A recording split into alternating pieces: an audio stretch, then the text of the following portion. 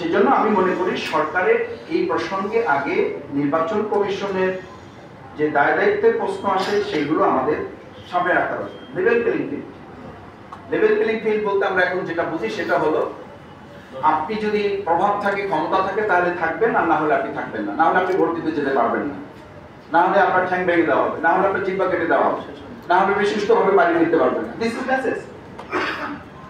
What is the level playing field? Level playing field বলতে আমি কি বোঝাচ্ছি, আমি কি মেসেজ যাচ্ছি? ঢাকা ইউনিভার্সিটি ডাকসু নির্বাচনের কথা বলে। ডাকসু নির্বাচন প্রত্যেক ছাত্রছাত্রী সুশিক্ষিত, সচেতন এবং স্বাবলম্বী, ফিজিক্যালি সে ক্যাপেবল। কিন্তু একজন 70 বছরের মানুষ যখন গ্রামে ভোট দিতে যান, শিক্ষার দিক থেকে, সচেতনার দিক থেকে তিনি কিন্তু একইভাবে ঢাকা ইউনিভার্সিটির কোন একজন ছাত্র বা ছাত্রীর মতো, শিক্ষার্থীর মতো তিনি তাৎক্ষণিকভাবে একটা প্রেস থেকে, একটা প্রেসের কাছে গিয়ে, একটা সোশ্যাল মিডিয়ার কাছে গিয়ে তিনি কি প্রতিবাদ করার মতো সামর্থ্য রাখেন?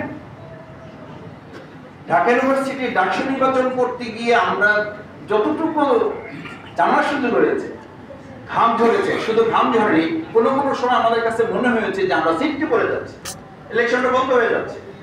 কোনো কোনো সময় এরকম মনে হয়েছে যে রেজাল্ট ডিক্লেয়ার করা যাচ্ছে না।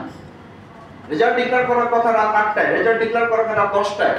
সেই রেজাল্ট ডিক্লেয়ার করতে তো পরের দিন সকাল 10টা বেজেছে। কেন বেজেছে?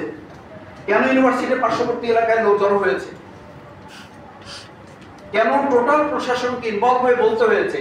যদি এটা হয় তাহলে একটা ছোট্ট ক্যাম্পাস মানে বাংলাদেশের তুলনায় একটা ছোট্ট জায়গা, সেই জায়গাটাতে যদি গোটা প্রশাসন, রাজনৈতিক দল, শিক্ষার্থী ইনভলভ হয়ে করতে, তাহলে এত লক্ষ কেন্দ্রকে পাহারা দেওয়ার দায় দায়িত্ব এই সরকার কিভাবে রাজনৈতিক দলগুলোর সাথে আলোচনা করার ছাড়াই একটা ডেট দিয়ে আমরা রোড টু ইলেকশনের দিকে চলে যাচ্ছি? কোন আস্থার উপরে ভিত্তি করে?